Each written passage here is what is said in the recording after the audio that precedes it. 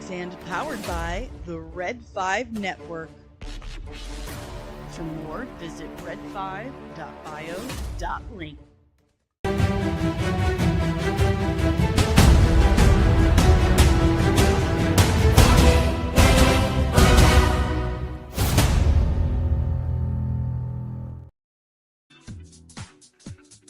Good morning. Monday.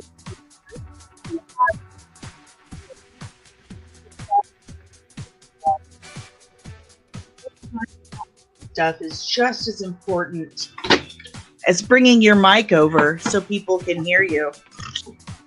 Oh, it must be a Monday because I'm already forgetting that you need a microphone for a podcast, and then it came apart. Hello! It's me, Danny, your humble host with half a brain. How are you? I'm so sorry.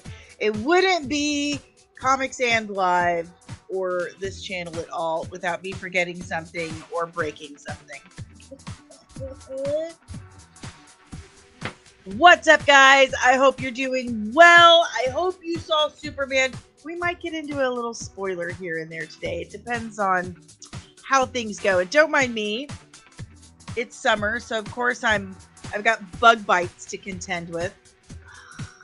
Mosquitoes. Are mosquitoes really a keystone species? Like, do we really need them for the earth to keep spinning? I'm just saying. Anywho, before we go any further, do me a huge solid. Help support the channel in the easiest and freest way possible by hitting that like button, subscribing if you are new, and ringing that notification bell so you get notified whenever I'm back with even more of this nerdy nonsense. And I, again, have remembered something else I forgot. So I'm going to take care of that while you guys are hitting that like button. Yeah. Oh, and I've got an announcement. I'm not going to be here tomorrow. Tomorrow I have a doctor's appointment. Yeah. Ooh, hold on one second.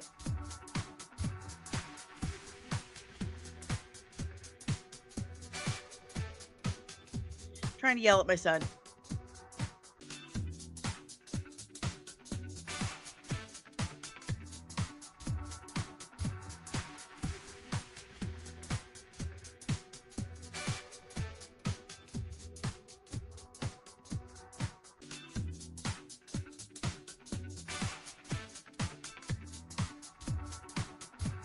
Oh my God. Kids, man. Kids. Oh, you're right. Without mosquitoes, how would Jurassic Park get the dinosaurs? Okay. I am trying to get my internet cord plugged, hardwired into the back of my computer because I forgot to do that. But getting your kids to hear you and understand what you're talking about are sometimes extremely difficult things. It looks like a phone plug. Do you know what? That's it. It's in the back of the computer. And there's a jack that looks exactly like it.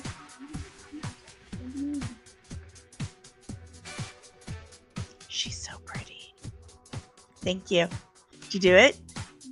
It's lighting up, yeah. Okay, good job. Good job, sissy. Thank you. I can't hear you. My earbuds are in. No, I'm actually very smart, right? Yes. Because you are so pretty. Yeah, now, please go away. I'm live. Thank you. Thank you. Pretty girl. Everything's okay. Good thing we've got some sick beats going on in the background. Oh my God. Okay, so the quality should be much better now. I hope everyone is hanging in there while we get it together. Oh man. Oh man. Okay, guys, let's say good morning to everyone. It is my favorite part of the day. I'm ready to do this. Let's go.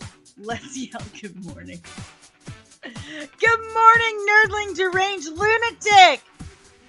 Good morning, Steven Reacts too. We're glad you're back too. Good morning, Real Anarchy. Oh, if I had a penny for every time I start a live without the mic. Right? Good morning, Nerdling First Class. Backyard TARDIS. Good morning, the Science Fictionary. You gotta subscribe to all these people. I'm telling you. And good morning, the Scarab Scuttlebutt Podcast. The Podfather has entered the building. Now that everyone can hear me and the quality has improved. Again, I just want to remind everyone I'm not going to be here tomorrow. I have a doctor's appointment. Again, orthopedic surgeon. We're probably going to be scheduling getting this hardware taken out of my knee. Very excited about that. Let me tell you. Can't hardly bend my knee and it hurts all the time. Good morning, Nico Bellic. And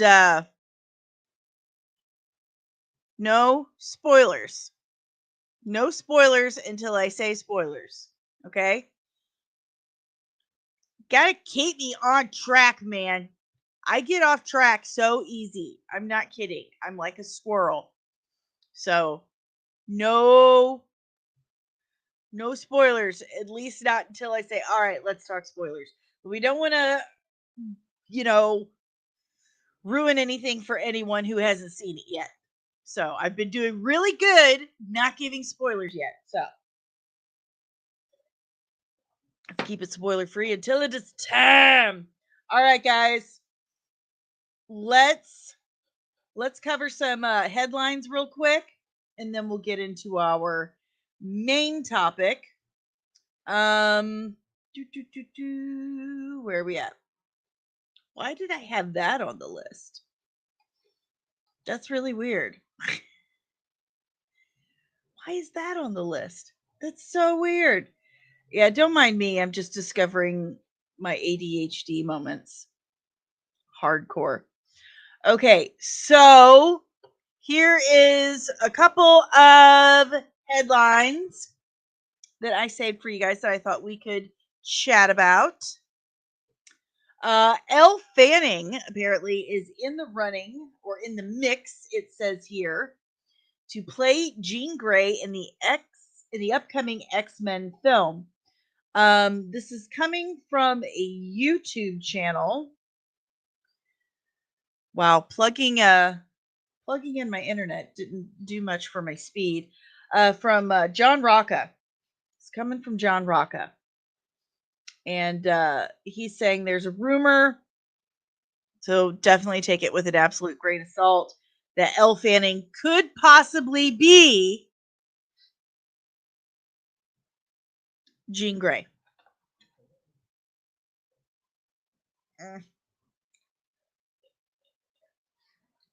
I mean, I could see it. Jean Grey has a very vulnerability to her. And Elle Fanning is very good at portraying vulnerability. Thank you, my good sir. Yes, fun fact. I need a new computer. If I don't have a new computer by October, the channel is kaput. There will be no more Comic Sans because this computer cannot handle Windows 11. So, if you could help me reach my goal, I need $400, and I can get a new computer, and I can keep the channel going. So, if you want to see Comic Sans continue past October, or past September, which my birthday month, please do me a favor, scan that. Powdered by Red 5. Is that what this is? Is this my Red 5 powder? Is it? There we go. I'm now officially powdered by Red 5. I'm going to put a Red 5 sticker on it. I've got plenty. There we go. Is she powdered by Red 5? She is. She is. All right, guys, if you have any questions, comments, emotional outbursts about Elle Fanning possibly... Am I yelling? I think so. possibly playing Jean Grey in the upcoming X-Men film. Drop it in the chat below. I have the wrong thing up, but that's fine. This works. This works, right? Okay. Moving on. Aha. According to Daniel RPK, that's Daniel Reitman, aka My Time to Shine. Hello. Robert Alonso has reportedly been replaced as the second unit director on Avengers Doomsday due to dissatisfaction with his work. He previously worked on Deadpool, Oblivion, The Batman, The Flash, and Captain America Brave New World. Well, those last two. Yeah, let's get rid of him. Good morning, Penny. Good morning, Bob Evans. They have the best fried chicken and mashed potatoes and gravy. Do they not? I love their mashed potatoes. I do. And I'm extremely picky about that stuff. Good morning, Patricia! Good morning! I will be playing with some lightsabers tonight. I'm just saying, it's right here. It stays right next to me. I don't know if it's charged up because we play with it a lot. Power on. It is. Always keep your lightsaber charged. Always keep it charged. And nearby, because you never know. You never know when a Sith is going to attack. And there's usually one right behind me. So, anywho. Andrew, you worked until 2 this morning? Yikes. No, thank you. No, thank you. Hey.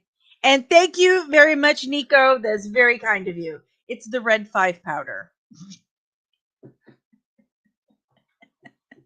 The red 5 powder. Okay, guys. Moving on. So yeah, Robert Alonso replaced as second unit director because his work wasn't up to snuff. That's good. Like, if you are not satisfied with someone's work on a major motion picture, then you definitely need to replace them. I mean, if I was working at a salon for someone else still and they were unsatisfied with my work, they'd replace me. Good morning, Derpy. How you doing, buddy? I'm so glad you found me on Twitter. Yeah, I'm on Nico. I am on my bookmarks. I bookmark all of this stuff. All this stuff for the show. So, oh. Whoops. Yes, Elle Fanning is a very beautiful girl. Sorry, I misunderstood that it was me.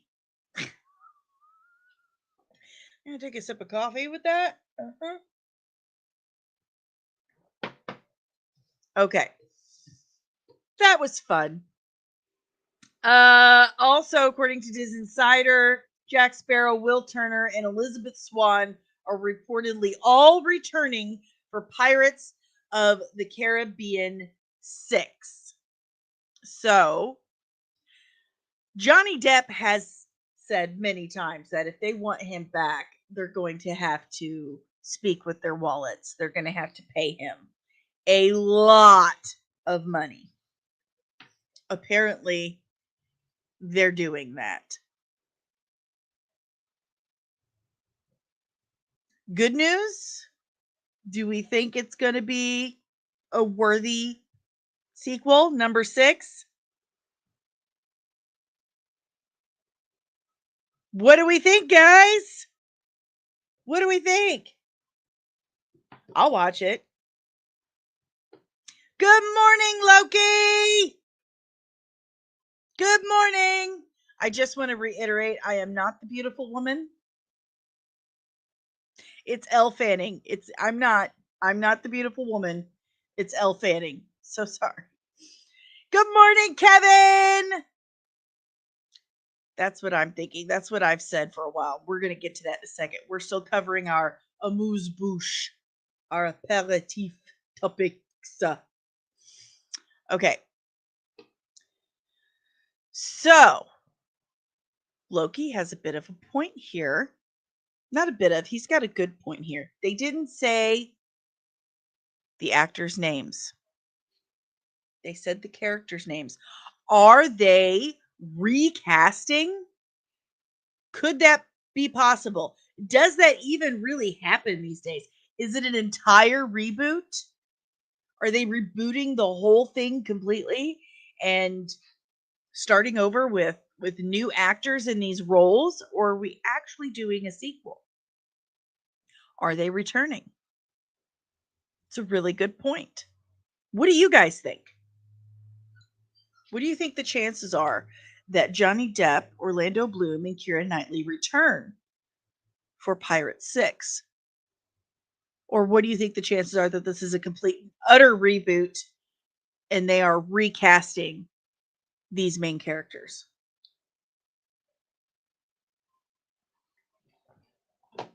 What do we think? Scarab Scuttlebutt podcast says, I don't think I've ever seen a Pirates of the Caribbean movie, maybe clips of the first one for some reason. Very similar to zombies. I'm not into pirates. You know what? As a purveyor of such films, as we say, I think you should check out Pirates of the Caribbean. I really do. Yeah. Yeah. You should do that.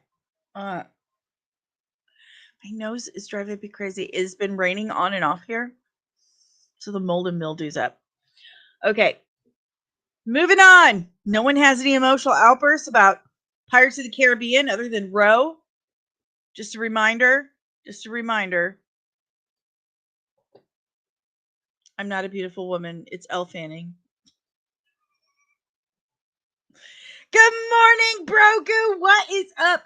Thank you for asking. I had a great weekend. I had a relaxing weekend. I did get some editing done on the Bo DeMaio interview.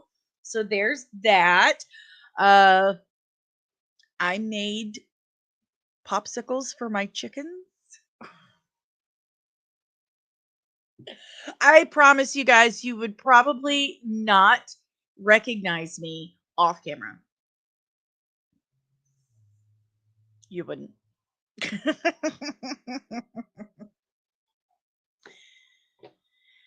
Nico, no spoilers yet. Did you mean to post that again? No spoilers yet. No spoilers yet. But definitely remind everyone I'm not the beautiful woman. It's Elle Fanning.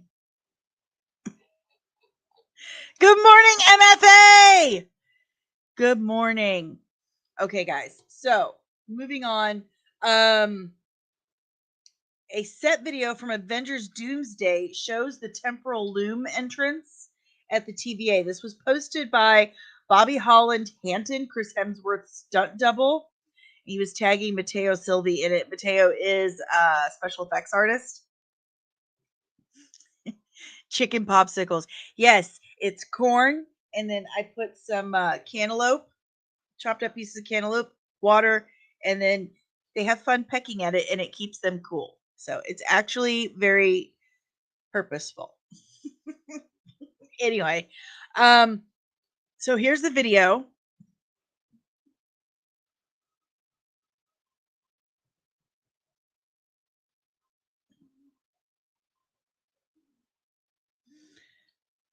That's Matteo.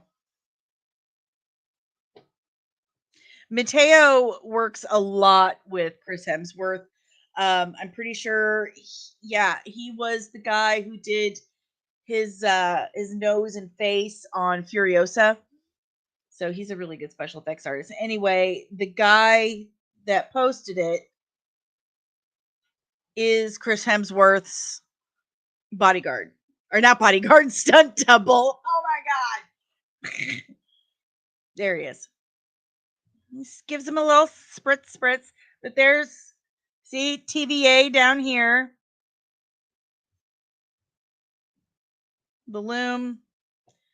TVA stand. What does it say? Stand Can't quite see it. Go quicker. Go quicker. Anywho, that's it. So in Doomsday, we're getting the TVA, which makes sense. But again, they don't have a third act right now because they don't have everyone locked into contract. No one, not all the actors are guaranteed. So this to me, this kind of stuff, because normally they would freak out and be all over this dude for posting a behind the scenes like this, right? But I think because they don't have an end yet and things are kind of up in the air, they're trying to drum up some hype the best way they know the best way they know they can, and that's with leaks and stuff. So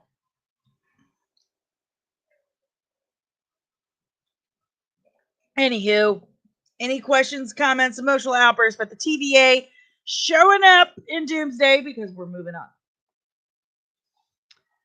All right. This one, it's a rumor, but it's a rumor I really hope turns out to be true.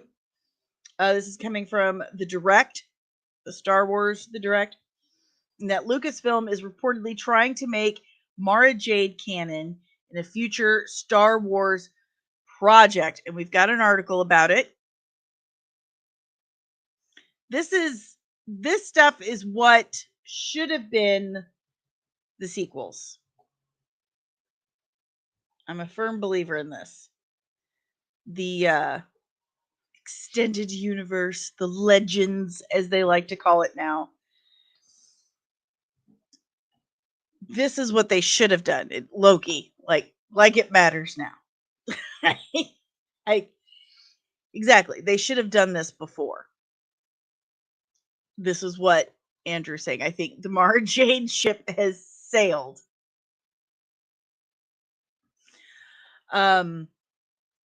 It should have been introduced in the sequels. And now it feels like a desperate move, like they're scrambling to get us back, scrambling to get good storytelling back in the motion pictures, at least.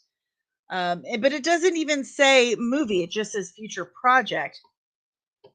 Wow, Ro, the biggest Star Wars nerd I know. I don't know why, but I can't stand Mara Jade, and probably because I see this kind of post every few months on a regular basis.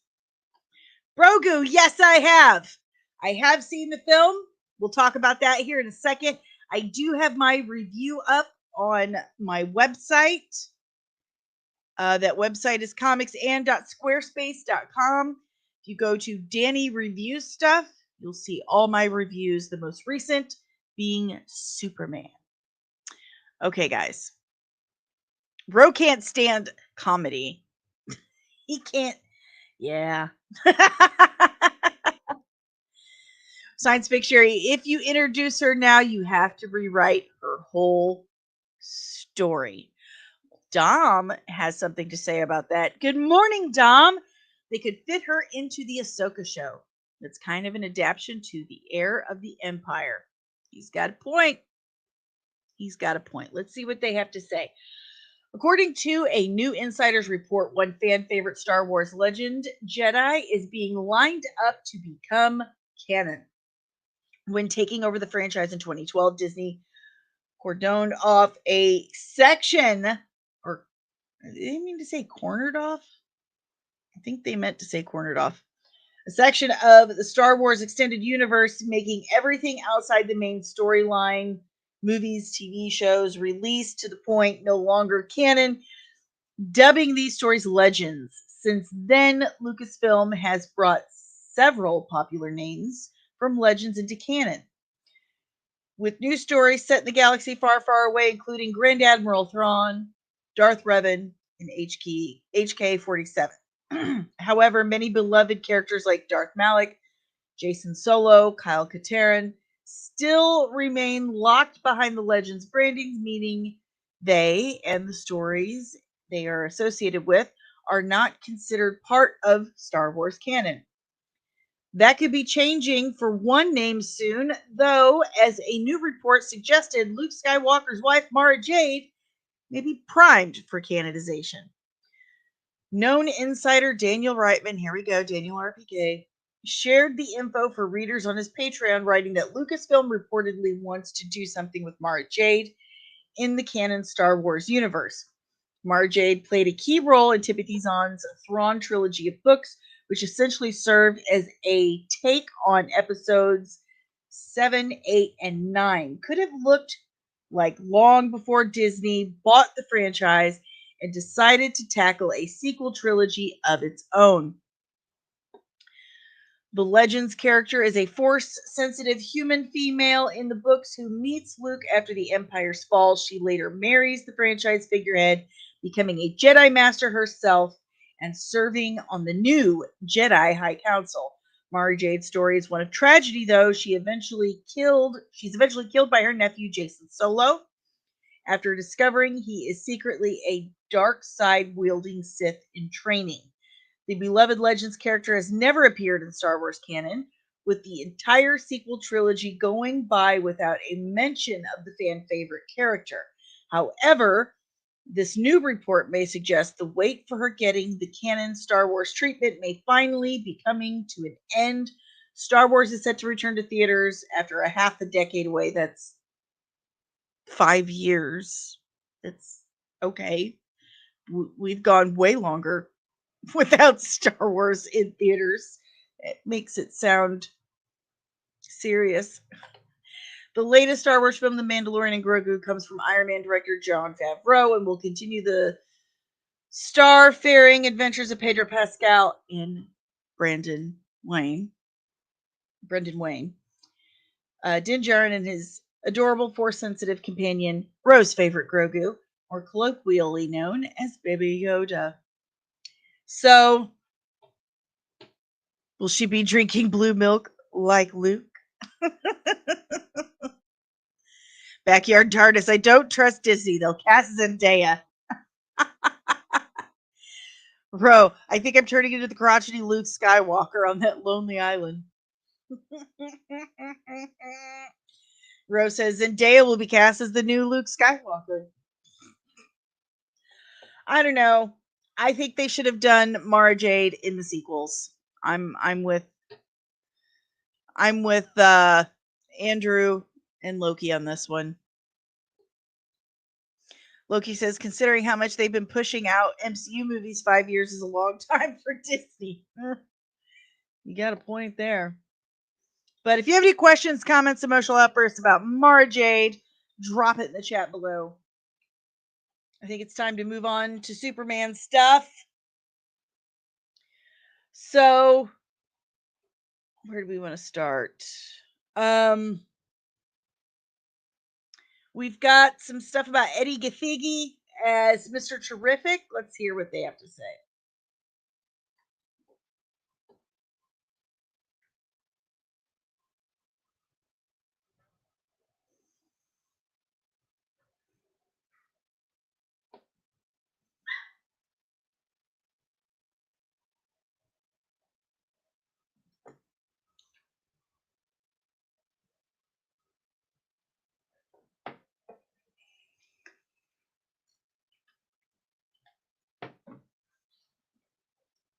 No sound again? Why is it doing this? Because I very specifically, let's try this. Okay? Because that's not fair. I'm getting really tired of this nonsense. See, it asks me if I want to mute it, and I say no. I say no.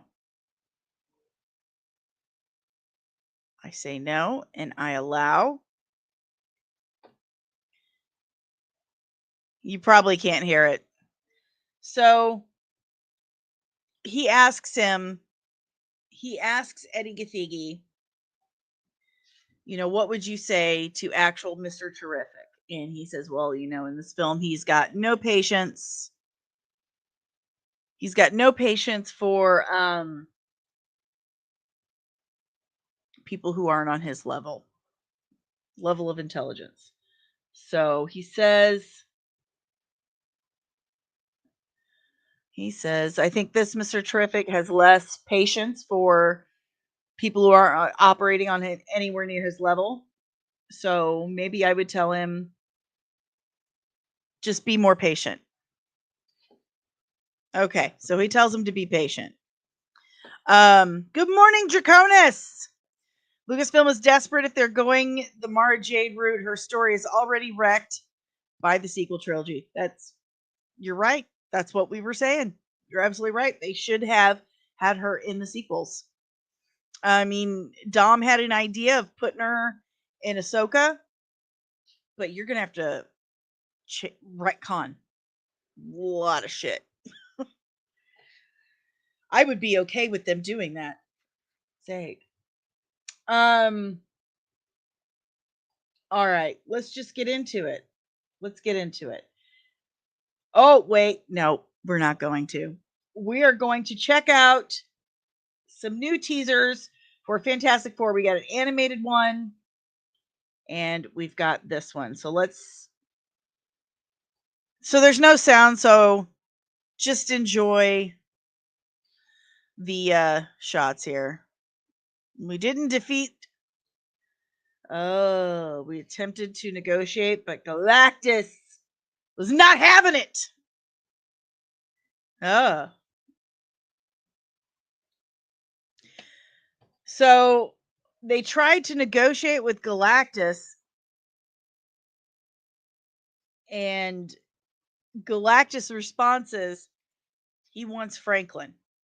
So for those who have not read the comics or don't know much about Franklin at all, Franklin is one of the most overpowered human beings. I mean, beings in the Marvel Universe. They actually retired him for quite a while because it got too easy to solve storylines because Franklin could do just about anything.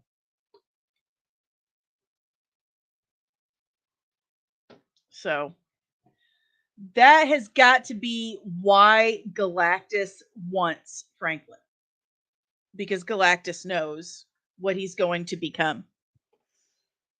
So, hey, what's our kid? Answer this. Are we safe?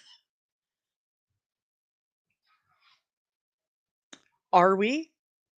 I don't know, he says. So, I feel like they're releasing a lot.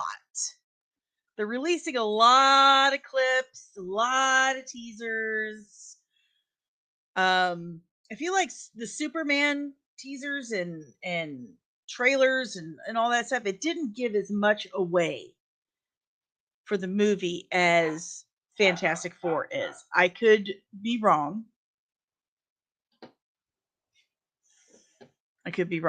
Loki saying Cap 4 did badly, Thunderbolts did badly. No reason to assume Fantastic Four will do great. Normally I'm like, yeah, I totally agree with you because look at this pattern here. And maybe you're right. But I do see a lot of hype for Fantastic Four.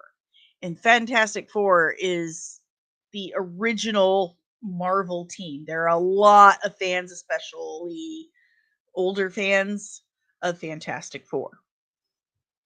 So I think there's a bigger audience draw for Fantastic Four. I know there's a bigger audience draw for Fantastic Four than there is Cap 4 and Thunderbolts. So there's that one, and then we have this animated one. Since you guys won't be able to hear it, but it's just kind of introducing says the most famous family. They were struck with cosmic turbulence and gained fantastic powers. The brilliant Reed Richards stretches his body and mind as Mr. Fantastic. His partner in heroism and love, Sue Storm, projects powerful force fields and disappears from sight as Invisible Woman. Sue's brother Johnny Storm lights up the sky as Human Torch, and teammate and family friend Ben Grimm is the Thing, a rocky powerhouse with a heart of gold. Together they are the Fantastic Four: scientists, explorers, protectors, heroes, and, above all else, a family. And now, for the first time ever, the Fantastic Four has invited us to meet their family for Sunday dinner in the Baxter Building to find out what heroes are like at home. It's a documentary crew to interview everyone. Good morning, Bryce. Good morning.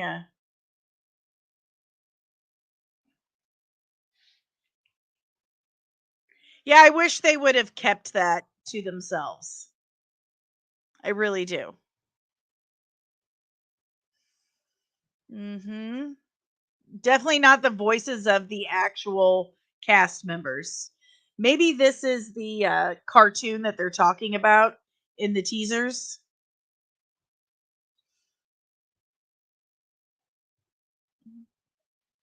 Yeah, he sounds. Sure, you got that hot enough? This is Aunt Petunia's family recipe. And the Thing's voice is totally different. Totally different than Eben Moss Backrack. Sounds more like Michael Chiklis. But I'm definitely thinking that this might be the cartoon that they're talking about in the trailer. I know there's no sound, which is why I'm trying to do voiceover. So yeah, I think this is the cartoon. Because there's like, you'll never know what happens next. Tune in next week. But yeah. StreamYard's still having a problem with Chrome and stuff. And definitely on Chrome you can hear sound. I'm using Firefox right now, and even though I said yes I want sound, don't mute it, you still don't have sound. But anyway, we've got these two teasers. The one that actually gives away a huge plot, probably the plot point for the whole film. Like, yeah, why are we giving that away? I don't know. Desperation? Because the last several movies didn't do well? And then we have this clip from the Fantastic Four cartoon in the movie, I'm assuming. So, there you have it.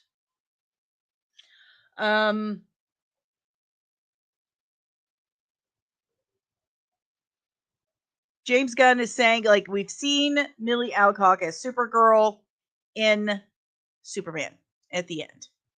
Spoiler warning. I like the suit. She's wearing the coat from Woman of Tomorrow. She looks like Supergirl. She really does. She's a little sloppy, but James Gunn says Millie Alcock's Supergirl will be a total mess. She has a completely different background from Superman, a much more difficult background from Screen Rant. He interviewed for the stuff. And it says, don't expect the female version of the Man of Steel. You know, she remembers Krypton. She remembers Krypton. She remembers her family. She lost a lot more than Superman because Superman was an infant. He doesn't remember any of that stuff. His family, as was pretty much reiterated in the Superman film, his family is the Kents. His world is Earth. But she lost everything. Her family, her way of life, her entire planet. She remembers it. So I could definitely see her having trouble dealing with that. She's a teenage girl. And she lost everything. And she was supposed to come to Earth to look out for Cal, and time dilation, whatever, all of that. She shows up much later and he's already grown up. So I can see that being a big issue. She doesn't have that purpose anymore. She lost everything. So yeah, she's probably going to handle it horribly. So there's that. We'll talk about that plot point here in a second. So let's go ahead and let's talk some box office numbers. Bryce says, it's going to rock, no worries. We don't know if Fantastic Four will save their world. What happens to Silver Surfer? Maybe she is with them when they join the MCU. She will not. That we definitely know. She is not the main MCU Silver Surfer. Good morning, Cameron. Good morning, and I think the Fantastic Four movie is going to be good because I stopped going into the superhero movies with expectations and had a good time with them. I'm glad you're enjoying them.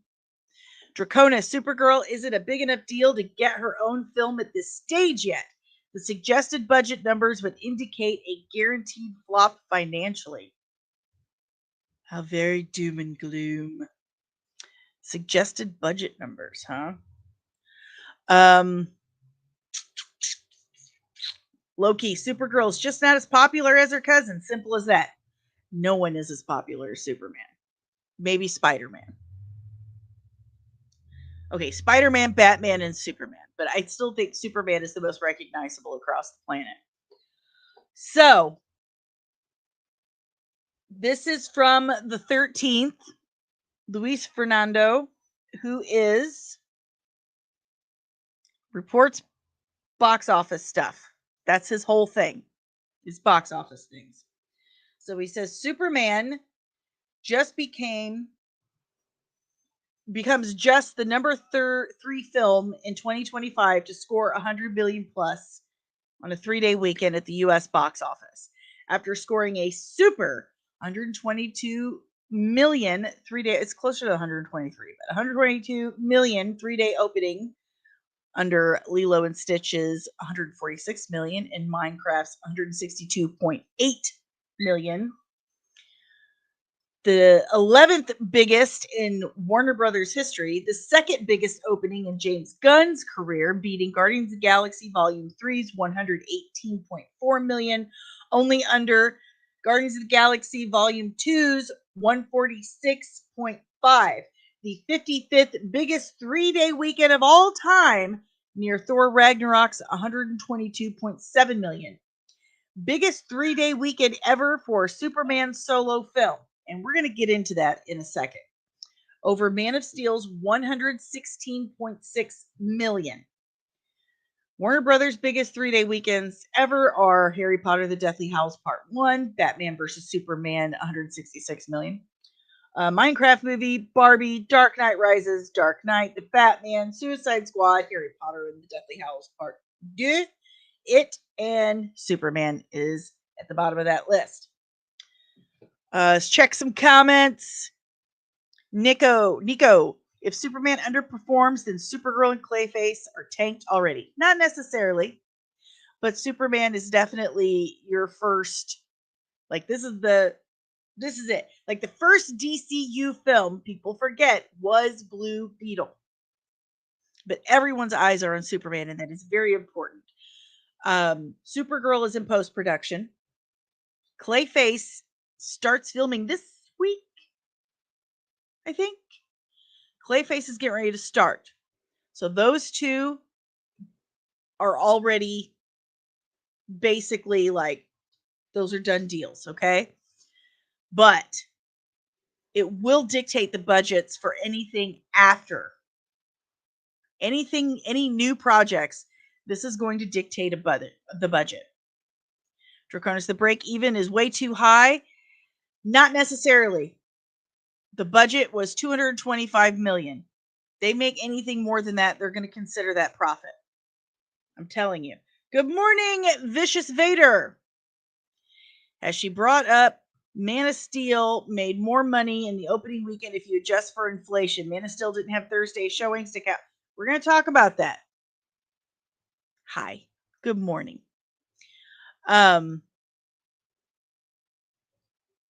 I don't know. I do have some superhero. Hold on. Let me see what I can find. Oh, this adjusted for inflation. Let's see.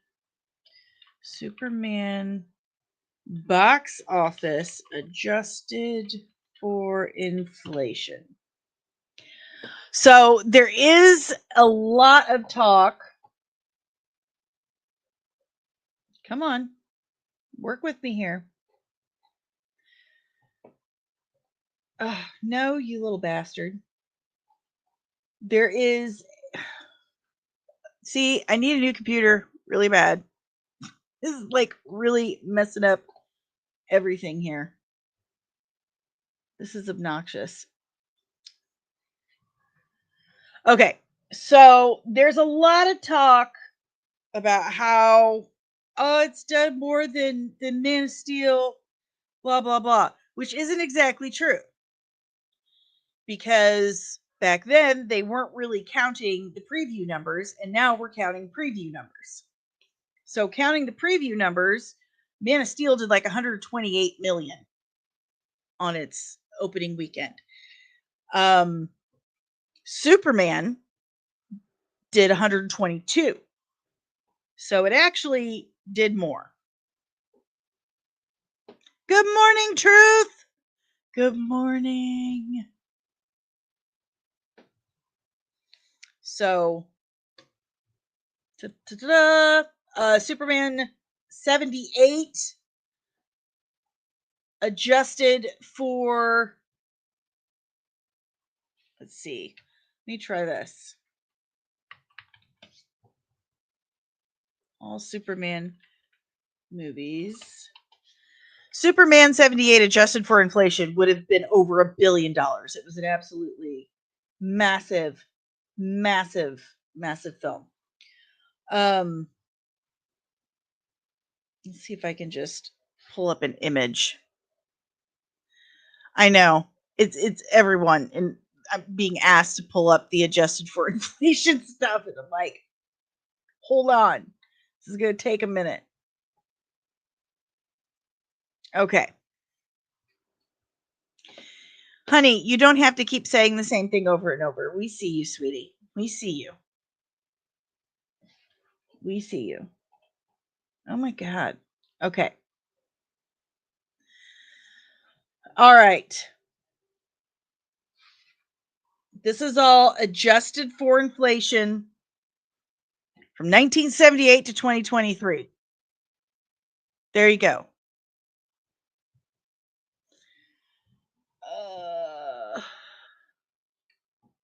So, where are we at? Where are we at?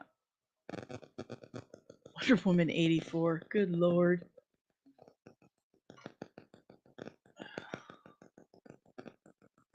Someone from Ironton, Missouri is calling me. So the biggest opening is The Dark Knight Rises. And adjusted for inflation, that was over $1 billion. That was almost 1.5 billion. Below that was the Dark Knight, and then Dark Knight Rises under it, 1.4 billion. Superman the movie, 1.35 billion. Then it's Aquaman, Joker. Ew. Do we really? Ugh, it just really wasn't Joker. Batman versus Superman, little over $1 billion, not even 1.1. Wonder Woman, Suicide Squad, Man of Steel. Now we're in the millions. Okay, so Man of Steel total amount made was under $1 billion. It was 865,194,947. These are all totals, okay? So let's see. Opening. Let's try opening weekend adjusted for inflation.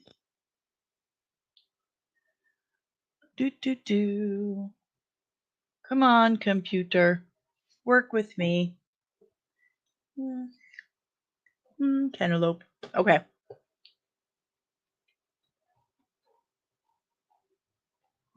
Hmm.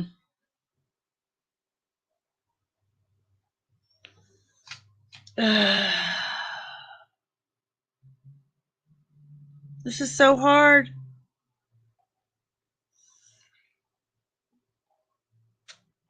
Well, I do know for a fact that Man of Steel was like 168 million. No, 128 million, sorry. 128 million on its opening weekend. And that's with the previews included with the actual opening weekend. James Gunn's Superman is roughly 123. We're rounding up a couple of dollars. It's 123. So it actually did 5 million less than Man of Steel. Good morning, Nerdling First Class contributing producer Keto. So it's not a bad opening weekend. And all this competition between it and Man of Steel is I don't want to say unhealthy. It kind of is. It's kind of unhealthy. Like, those movies are not coming back. Those movies are not coming back. Despite the amount of money the Lethal Geeks spent on a truck driving around Wall Street with their logo and Henry Cavill's face on it. Despite that, the movie's not coming back.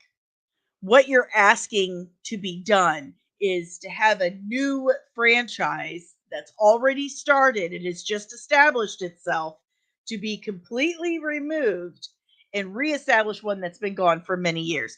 You have missed this. You have seen. Okay.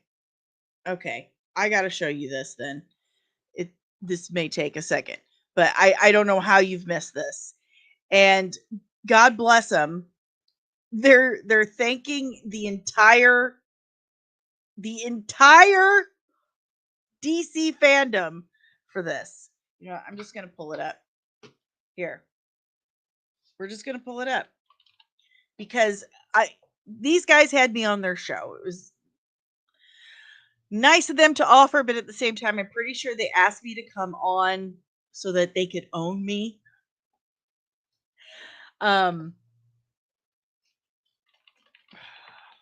And I got a lot of complaints after I did this show because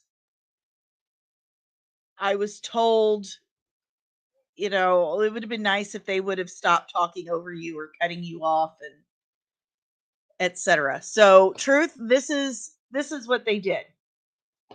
They say, we want to thank the entire DC community for joining us on X Twitter today to trend worldwide and for helping us share our message to the studio investors directly in front of Wall Street that we as fans and consumers are the bosses at the end of the day and our voice matters. You have the power, we have the power, and that power is money. Warner Brothers and James Gunn want your hard-earned money, but give you cheap, low-quality content that nobody asked for until Henry Cavill Superman gets the conclusions to his story arc that he and the fans deserve. Our wallets are closed. We will see you tomorrow at 9 p.m. Eastern. So they paid for this.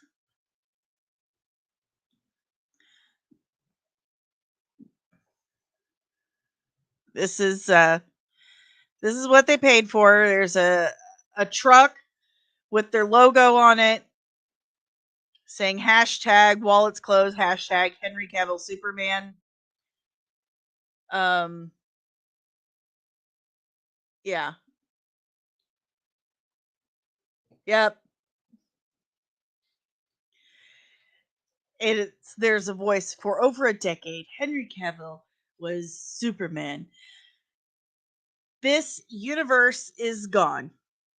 This franchise is gone. It's been gone for years now.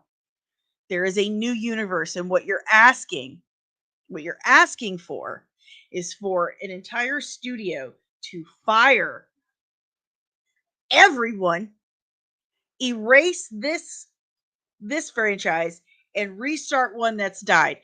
That's not going to happen. There's too much going on right now. There's too many things in motion for that to happen. And to spend this kind of money, and it is just, this is just absolutely crazy to me. How many times does it need to be said? Henry Cavill has moved on. He was at Wimbledon this weekend. He sent very nice things to David Cornsweet. He's moved on. He's doing the things he really, really loves.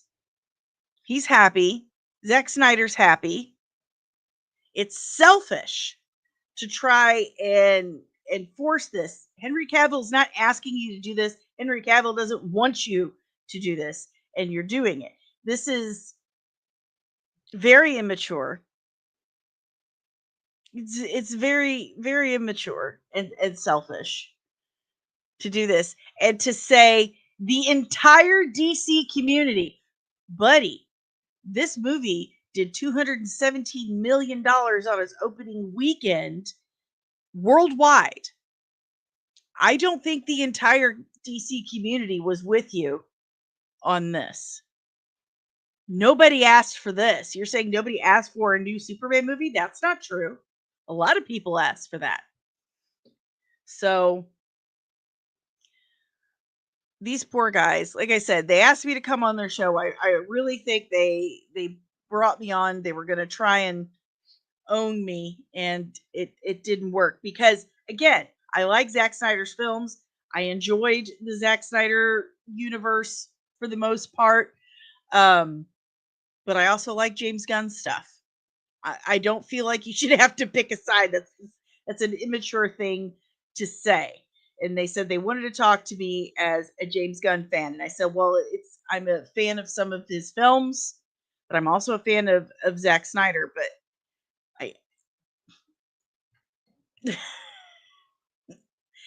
this is what I said the other day. If you are such a big Zack Snyder fan, why are you not shaking your fists and buying trucks asking for more Rebel Moon? Because that's possible. Rebel Moon hasn't been replaced with other Rebel Moon stuff. If you're a Zack Snyder fan, be a Zack Snyder fan. But you're not a Zack Snyder fan. You're not a DC fan. You're a fan of Man of Steel. Just own it. It's now 220 worldwide. See? I don't think the wallets closed worked. And I don't think the entire DC community was with you on this truck. So, there you have it. There you have it. Good morning, birthday twin DJ! Good morning, Antara! Who else we got? We got some more in here. Let me pull them up. I can find them. Got a lot going on. Good morning, Objective from Krypton. Buenos dias, Fernando. Yeah, it's... Good morning, Jamie. There you are. Sometimes it happens. But yeah, the fact that they spent this kind of money and thank the entire DC universe. Don't make me say it. Come on, guys. Come on. Get it together. It's done. It's over with. The good news is it hasn't disappeared forever. You've got DVDs and digital copies. Watch it anytime. Brogu, there are some people out there who are just Snyder cultists. I completely agree with you. They are giving idol worship to a movie director. Whatever he does, they view as sacred. It's weird to me. It's super weird to me. It kind of reminds me of the Brent Spiner fans. They call themselves Spiner femmes. And like in the movie Trekkies, this chick has binder after binder after binder of just every second pictures of Brent Spiner. Like they've got shrines. She moved within eyesight of Brent Spiner's home just so she can go out on her balcony and have a little Brent break and stare at his house. It's creepy to me. And Tara, why can't people just be entertained anymore? It's all about those fans versus those fans. It's not accurate. The tone of the movie is all over the place. It's exhausting. Here's the thing. I liked Superman. I liked it. It felt like a comic book movie to me. And I liked the point that getting knocked down is fine. People get knocked down, they get depressed, they get low. But what do you do after is the important thing. Deciding who you are for yourself and not letting anyone else tell you who that is. That's important. I like that because here's the thing. I'm just going to be honest with you. I have shitty parents. I had very shitty parents growing up, and I have very shitty parents now that I am grown up. And that is a weight. It has been a weight on my shoulders. And I felt like a bad person, or I was a bad child for kind of removing myself from that toxicity. Because being just around them and trying to keep up with them and being something good enough for them to like or love or whatever was driving me crazy and driving my immediate family here, my kids, my partner, driving them crazy. And when I removed myself from that situation and stopped putting their expectations on myself, what they wanted me to be, I stopped worrying about that. I became a much happier person, a better person, well-rounded. I liked that about this film. That touched me personally. That part touched me personally. So I enjoyed that part of the film. His chat with Paul Kent did touch me. Not inappropriately. Anyway, I liked the film. It was bright. It was cheerful. It reminded me of somewhat reminded me of the Burton Batman films, Superman the animated series, Smallville. It reminded me of that feeling, and that's what I appreciate about it. I definitely like what I like. I try to go in with as little expectation as possible. I will not read reviews. I will try to avoid anything like that because I don't want anything to even subconsciously cover how I feel about it. But I've seen the film twice and I enjoyed it.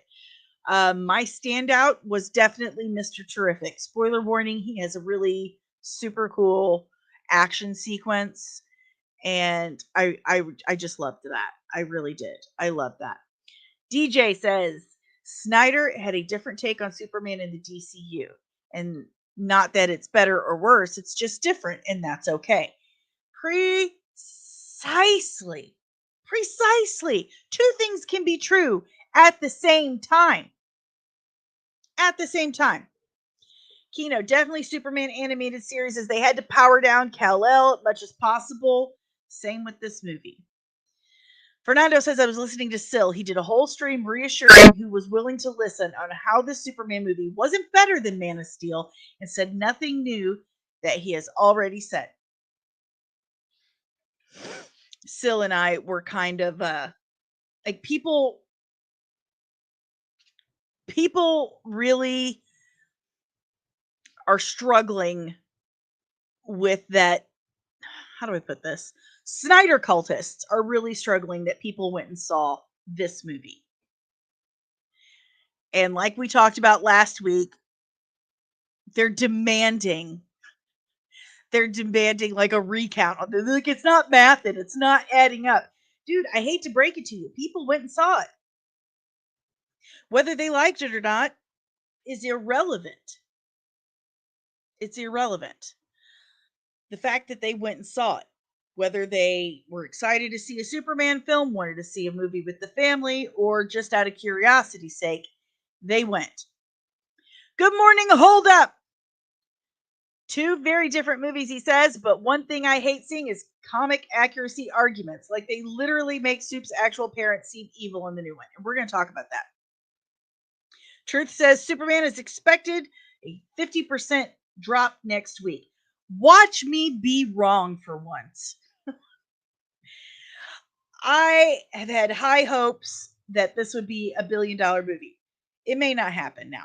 And Truth is saying, nah, it's got to be like 700 million. He's probably going to end up being right.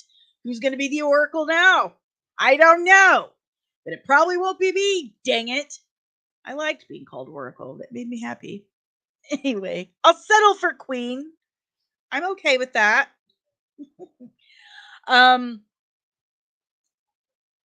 But it did 220 million this weekend. That's a good opening weekend.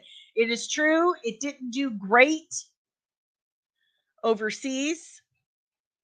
China, it only did like, 8 million or so? I'm trying to find where I had that saved. Here we go. There it is. So, worldwide debut, it is now up to 220 million. This is from yesterday. Domestic debut, 122 million. Chinese debut, 6.6 million. Not great. Not great. International debut, 95 million total. So it only did like 100 billion overseas total. The budget was 225 million. CINEMASCORE, A-, which isn't terrible. The demographics. Caucasians made up the bulk of that demographic at 55%, Hispanic 22%, Black 14%, Asian 8%, premium formats 47%, 3D 13%. I'm in that 13%. Top location, AMC in Burbank. It's always a top location. Top market, Los Angeles. 7-Eleven tie-ins, 0. Excuse me. Loki says international audience is upset they took out the American way. The irony of that. Fernando says, I'm just happy that Superman is officially a huge hit and we're getting other DC movies. I'm happy too. But we are expecting a 50% drop over the next week or two. We'll see how it goes. But that is a hit. Anything above budget is going to make Warner Brothers happy. And that's going to spell better budgets for the other films. Well, also, I mean, depending on how much over the budget they make. And there is bonuses lined out for the main cast, depending on how well the box office does. So, this is still good news. It's still good news. It's still a good opening weekend. It's not like, oh my God, earth-shattering, but it is a good opening weekend. Kino says studios need to start retraining the audience to go back to theaters. And it ain't with popcorn buckets. Speaking of which, my theater didn't get any popcorn buckets for Superman. None. No popcorn buckets for Superman. Yet they sent Megan 2.0 buckets, but didn't send the Megan 2.0 movie. Like, for reals? For reals. They did good with Superman in the toy department. We looked at some of the toys on the stream a few weeks ago. Good toys. Very much like the toys in the late 80s, early 90s. Very cool. Very cool. But Backyard Tarda says, I'm predicting I will hate Snyder and Gunn Superman equally. I don't think you're going to hate Gunn Superman. I mean, you are a wild card. But to me, Gunn's Superman movie seemed very comic booky and wholesome. So, and usually that's stuff you like. But again, I don't know. You're a wild card, man. You're a wild card. Yes! They sent Megan 2.0 popcorn buckets, but not the movie. And nobody wants the buckets. I might be able to get one for free. Like, hey man, you want to get rid of one of them buckets? I really want to creep out my friend Ro.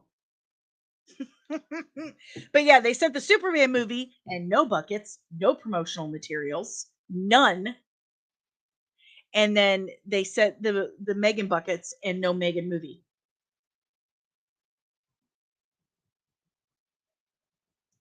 Oh Lord, yeah, there's a little bit of cussing. Not a whole lot, but there's some. I do have a nitpick. So spoiler warning, if you do not want to be spoiled at all about this film, now is your time to exit. Good morning, Jonestown Kid. To be able to hit over 200 million for a comic book film in today's climate is good. Thank you for saying that, because that, like I said, $220 million for an opening weekend is good. It's not earth shattering, but it's still good. It's not bad. And now you've got the Snyder kids are like, I demand a recount. It's not mathing. It's not adding up, man. Sorry, they went to see the film, bros. Okay, so spoiler warning, we're going to talk about something real quick. If you don't want a big plot for the Superman film spoiled for you, I'm going to give you some time to exit. Do I have the Jeopardy music? I'm not sure if I do, but I feel like I should play like Jeopardy music while you guys take your time to exit. Here. Here's some dramatic music. Take your time. Who's leaving? Spoiler warning, guys. This is the worst. Tension? No, that doesn't work either. Anyway. All right, we're getting into it. So if you're still here and you get part of the movie spoiled for you, then that's on you, bro, because I warned you. How about we do this? Spoiler warning. All right. There. Big as life. Can't miss it. Okay. Loki. I'm in the extreme minority of being okay with the Jor-El thing, but I'm not a big DC Comics guy. Okay. So, one of the big plot points of the Superman film. Bye, Brogu. See you later. Jamestown Kid. The Snyder people need to chill. It ain't that deep. They got a reminder. Remember, the Snyderverse did not work. It didn't. Okay, so spoiler warning. One of the big plot points for Superman was he only got part of the message from Jor-El and his mom, Lara-El. He tells him to be a good man, serve the people of Earth, blah, blah, blah. But then Lex Luthor gets into it. And good morning, a little bit.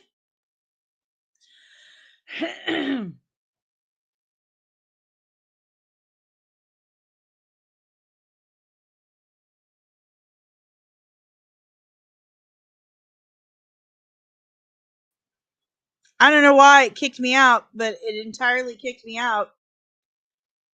I hadn't clicked anything. It's so stupid. Okay. Sorry, StreamYard kicked me out again. We're going to have a talk with them. So anyway, the engineer and Lex Luthor get into the Fortress of Solitude. They get the message from his computer, and they're able to fix the corrupted footage. I don't know why the engineer could fix it and the Superman robots couldn't, but there you have it.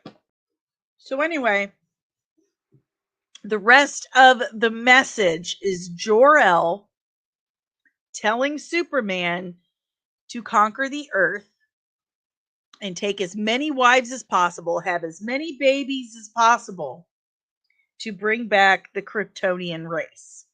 So he was sent to Earth by Jor-El to reestablish the Kryptonian race. I have kind of like, on one hand, I'm like, oh, I mean, all right, I guess, whatever. But on the other hand, I'm like, that wasn't supposed to be the point of Jor-El, you know. It was supposed to represent how xenophobia is problematic. They're still just people. You know, they come to this country, they just want to have a good life. They're not here to take over. And in this, they just flat out say, yeah, they're here to take over. So I've heard a lot of people say they've turned him into Goku. It's just like what Goku was supposed to do for the Saiyans. I have not seen a whole lot of Dragon Ball Z, so. And Tara says, that's what we need, writers and directors that take risks. Like Brightburn was a nice take on the superhero. Nice. I liked Brightburn. It was a good film, but I wouldn't call it nice.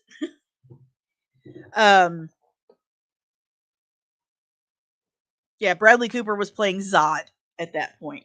So I'm really hoping, yeah, a little bit. Yeah, that's what it felt. The Viltrumites. Turning Jor-El and the Kryptonians into discount Viltrumites is unforgivable, he says. Yeah. Gunn did Brightburn. So anyway, I keep hoping that they're going to come back in another movie or a sequel and say that, you know, you played the wrong message or something like that. Like, make it not what Jor-El was really meant to say, but they've doubled down and said, you know, no, it's real. It's 100% real. And they say it in the movie, you know, Mr. Terrific's like, I know these forensic analysts, and if they say it's legit, it's legit. But how would they know? How much experience do these people have with Kryptonian technology? I'm going to hazard a guess and say zero. Like, how were they so able to it, I just that's the one thing I've really got a big problem with the film is that end of it. And I do appreciate that they used it as a vehicle to tell him only you dictate who you are. You know, don't put your parents' weight on your shoulders. But also, like, I'm very torn about it. I'm also very torn that, I mean, come on. They're supposed to represent that, you know, not everyone here is coming here to take over and destroy you. So they used Duolingo. That was another thing. How did they know what he was saying? How does it, the only Kryptonian they know of is Superman. How do they know how to speak Kryptonian? How do they understand Kryptonian technology? This is what I'm saying. This is what I'm saying. That's the magic of cinema, people in films doing things without explanation. On the whole, I enjoyed the film. I had a good time with it. But that is definitely part of it that I was like,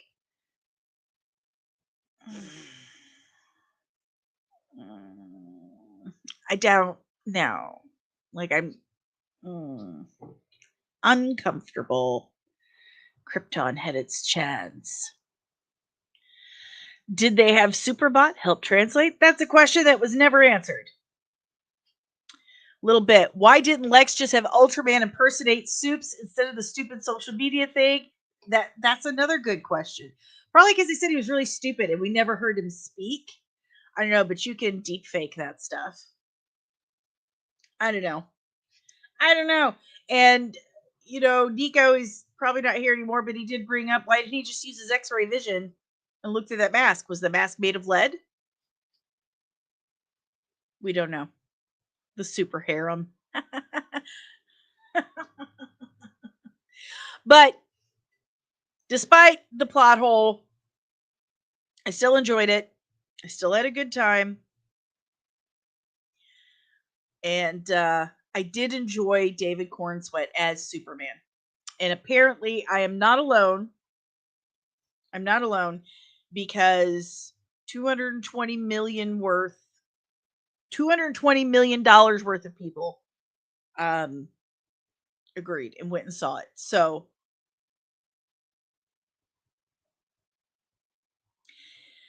Fernando, why the hell are we comparing Space Invaders to illegal immigration in America? I don't get it. See, the thing about Superman is that he was created by two Jewish young men in the Midwest who were children of immigrants during World War II.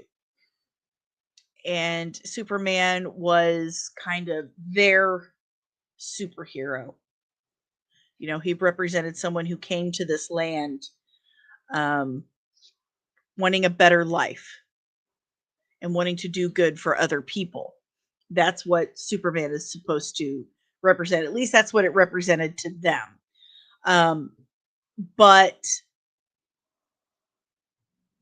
I think some of the media has tried to twist it into all about illegal immigration. But if you listen to Sean and James Gunn answer those really stupid questions, they don't say illegal.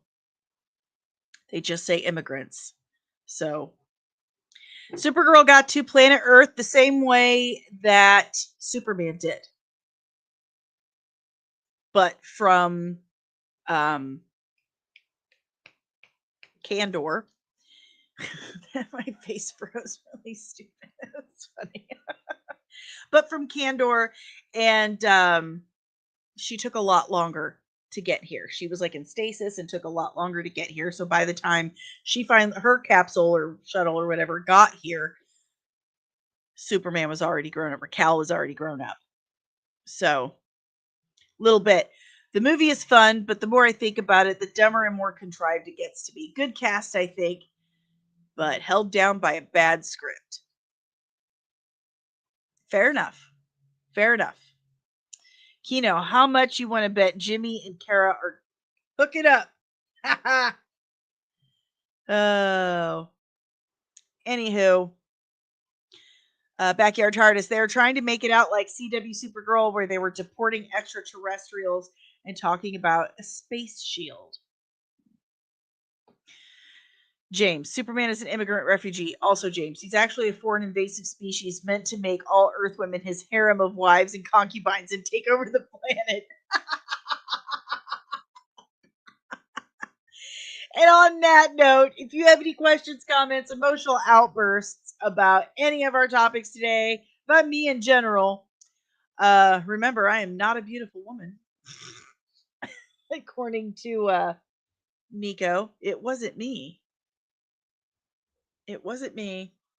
It was Elle Fanning. But if you have any questions, comments, emotional outbursts, leave it in the chat below. We're wrapping this up today. If you would like to help support the channel, thank you. The easiest and freest way to do that is by hitting that like button, subscribing if you're new, and ringing the notification bell so you get notified whenever I'm back with even more nerdy nonsense.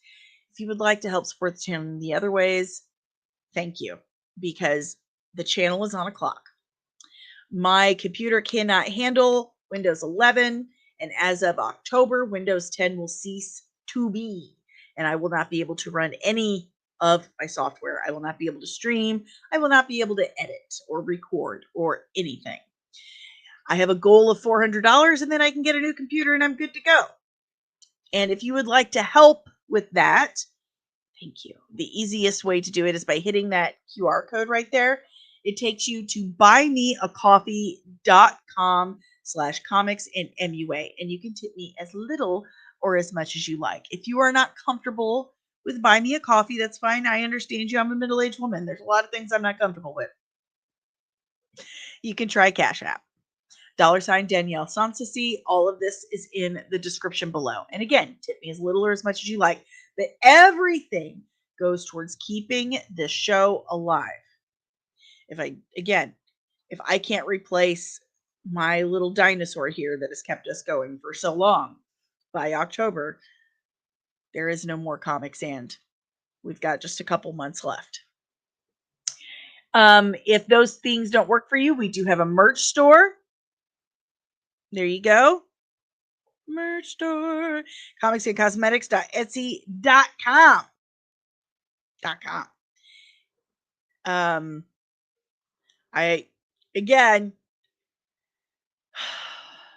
It's the operating system for this computer. So my brother would tell you you're correct. My brother loves Linux. God rest his soul. If the merch store isn't for you, which all designs on the merch store are made by yours truly, check out the official Nerdling Army at patreon.com/comics. And you have outtakes, behind the scenes, all kinds of exclusive content that you will not find anywhere else. And early access, everything drops on Patreon first. Pardon me, I'm so sorry. So you have that, you have the exclusive Nerdling Army chat, exclusive merch that all paid members get every 3 months for the first year of their membership. And that exclusive merch is corresponded to the specific tier, or as we say in the Nerdling Army, rank in the Nerdling Army. So the higher your rank in the Nerdling Army, the cooler your merch gets. And your specific rank and insignia comes on all of that merch. So it's super cool. At least I think so. Anyway, check out patreon.com/comics and to join the official Nerdling Army today. I'm also an affiliate for many companies like leashboss.com. Check out LeashBoss. Use my link for 15% off. Zenny Optical, you get 10% off, as well as chorusvault.com for all your superhero comic book collectible stuff. Also for TikTok and CapCut. It's all there. This podcast is also powered by the Red 5 Network. We are a collective of exclusively nerdy podcasters and content creators here to educate and entertain you. So if you enjoy this podcast, chances are you're going to enjoy more of what the Red 5 Network has to offer you. So go to red5.bio.link today to check out more of the Red 5 Network. We are doing a giveaway. It's the biggest giveaway that Comics and has ever done. Ever. I need to get my watch hours up. We need watch hours. And I will tell you exactly where we're at. They did go up after last week. Last week we did great. That was awesome. We are at 2,237 watch hours. We need like 750, 60, like 760 something watch hours. If we can get those watch hours up soon, we will do a drawing for an official, exclusive, unique Comics and hoodie designed specifically for the winner. Get your own personalized Comics and hoodie. Get those watch hours up. Turn on a playlist and just go ham with it, buddy. Go ham. There are over 1,000 videos on this channel for you to choose from. So get the watch hours up. Do it soon. We'll do a drawing for an exclusive, personalized Comics and hoodie. Yeah. Let's go. Let's go. Let's go. We do not have a date yet for Lanterns. It comes out next year. Next year. Fernando, The Supergirl story is going to be very interesting because she is not the goody-goody scout that Super is. It is going to be very refreshing. I still need to read Woman of Tomorrow, but that's what it's based off of. So, but that's all I got for you nerds today. Keep your eyes glued this week for the Bo DeMaio interview. I'm way in the editing with that one. The interview went awesome. It went so good. I cannot wait to share it with you guys. But until then, nerds, I've been Danny. You've been amazing. And I will see you Wednesday. Tomorrow I have a doctor's appointment. But I'll see you Wednesday at 11:30 Eastern Standard Time in the morning, by the way. But keep your eyes peeled, okay? Because Disney and Kathleen Kennedy are gonna get you!